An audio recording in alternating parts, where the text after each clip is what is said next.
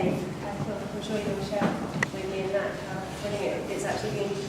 And thank you to the organisers for letting me, as a representative of the Sustainable Cooperative, come up and talk to you so early on in our journey. My name is India Hamilton. I'm one of the founding members of the Sustainable Cooperative. Do you use this?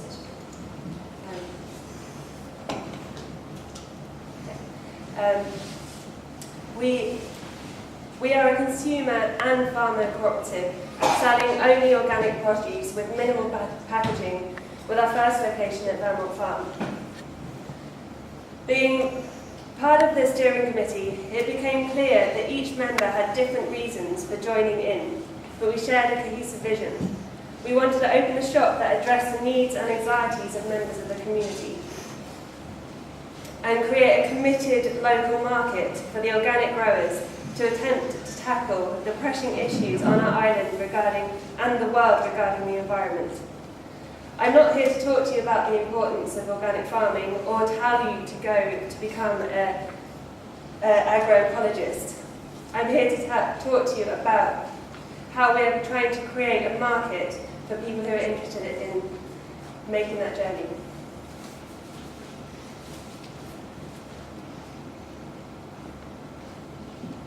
Firstly, I want to outline, this is what we're going to go through.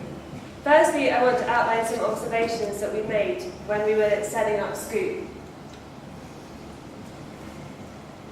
I was really lucky, coincidentally, to have a lady come over from Loughborough University, where she taught me about her methodology about regenerative change that was being used by, she worked with the likes of Puma and Nike, looking at how, working with consumers all the way through to producers, that you create regenerative change.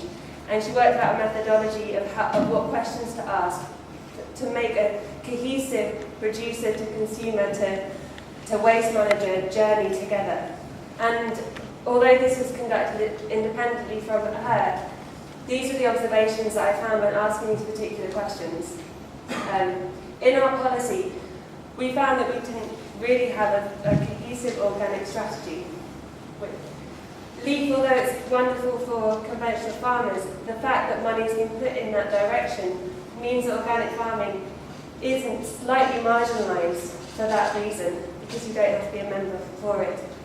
The PDO, as it protects globally the importance of the Jersey Roll brand, it doesn't define the difference between farming practices. So again, organic farming is slightly marginalised.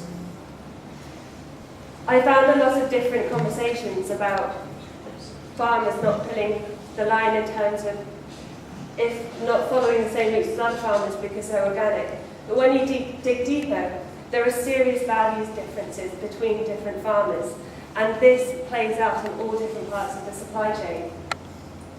These farmers that are organic in this particular side of the island, they have high diversity and smaller numbers, and it's really difficult to find the supply chains to suit that model. They also have greater farming costs. As of understanding Marx today, we're also willing as a taxpayer to pay for the externalities, which seem to be another way of slightly marginalising the organic farmer who internalise those costs for us. There are limited organic production facilities on this island. The consumers, when speaking to them, they found it difficult to access the organic farming or organic produce, even though globally it's an increasing market. They found they had to decide between plastic and price, which is something which themselves was another challenge ecologically. It's clear that with the people that I asked, that the anxieties around environmental factors were going up, so this is becoming a frustration. And each consumer I spoke to had a general desire to do better. We have many, many restaurants in the island, but a considerable amount of them only have one menu per year. This, in turn, doesn't have organic growers on the island. Farmers external to wholesalers have increased paperwork for restaurateurs, something that they're not willing to do.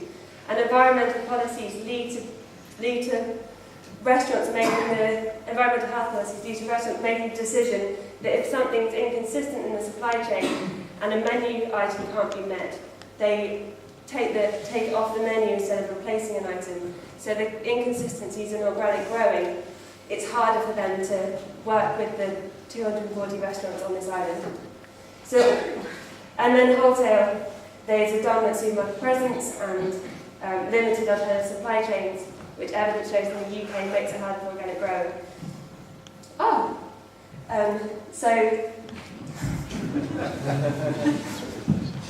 So all of these things were factors about this very small group getting constantly marginalised in a way that we may not have fully realised. The other thing about Jersey, I had a wonderful meeting with a historian, Mark Callagher, and he built this long history of knowledge about this island for me. And also speaking to ecologists and different growers here, I found that we had a massive history of market innovation, extending back.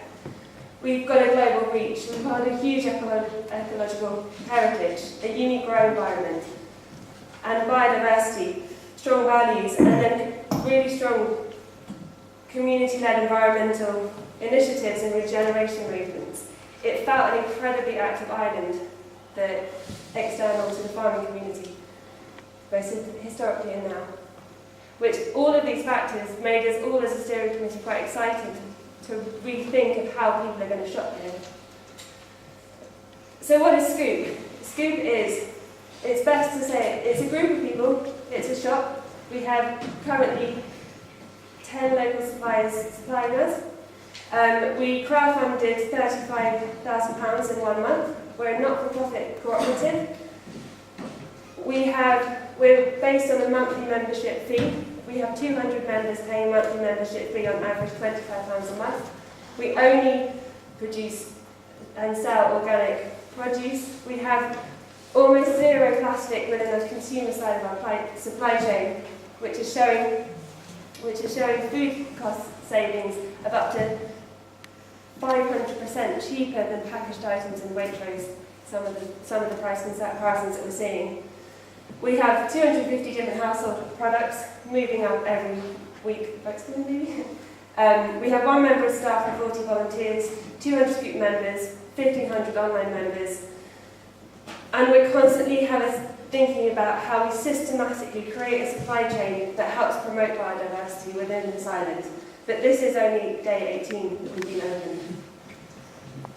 So the shop is 3 main things. We're a minimal packaging shop. We offer discounts for members. So the people who pay us a monthly fee, they get discounts in the shop. People who don't pay us a monthly fee, they get to the shop there too.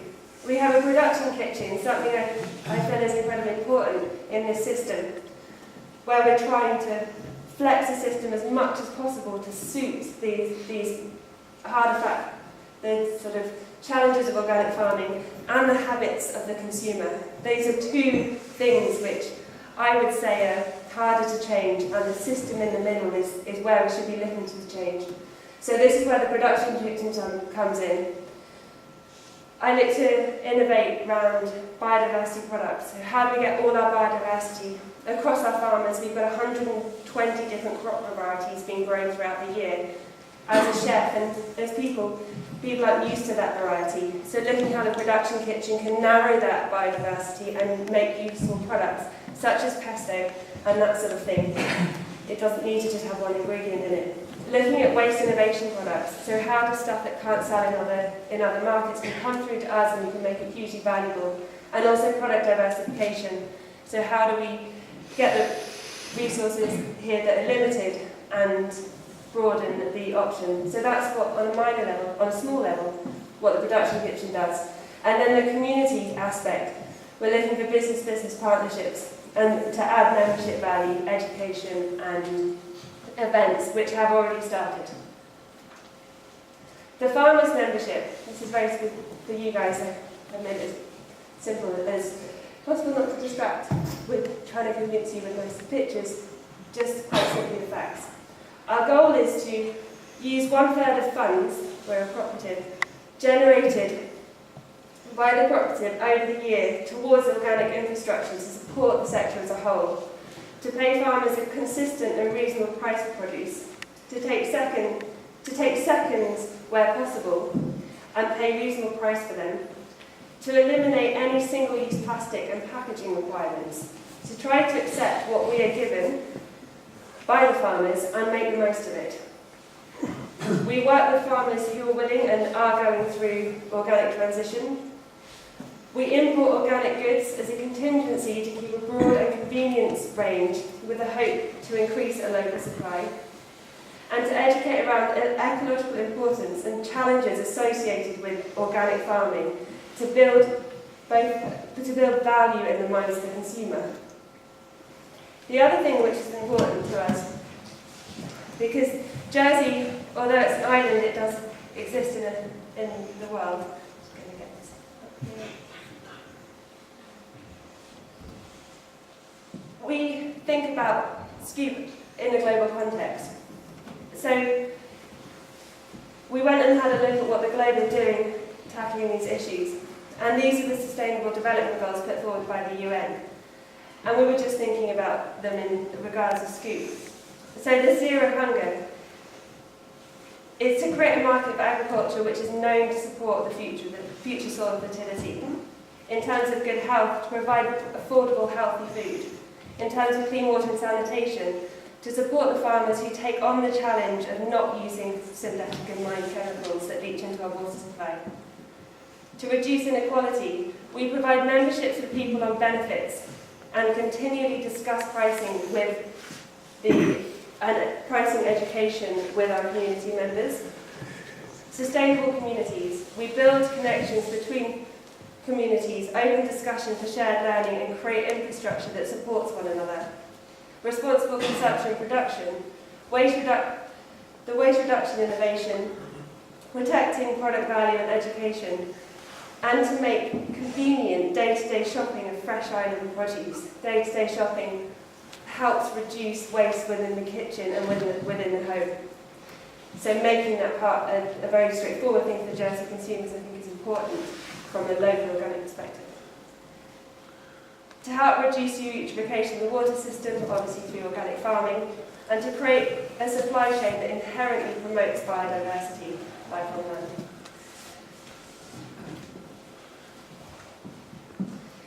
So we have, this is again part of our growing network beyond Scoop as a whole. So we have companies, one in India, which I worked on in 2017, where we built a supply chain to support permaculture farming practices. The supply chain helped the farm grow from 20 acres to 300 acres in about 3 years. The theory behind this project is also being shared, and there's one being started in Lapland, of Northern Sustainable Futures. We speak regularly, or we speak with the Land Workers Alliance and get support and advice from Slow Food Festival, Food for Change. Locally, we have relationships with art residencies and cultural parts of the community through sort of looking at cultural change through events and fun, basically, with the Morning Boat and Climbable. And we've started to build business relationships where Minimal, which is another package 3 venture, is also offers a discount along with our card, and other companies are looking to support us. And that's it.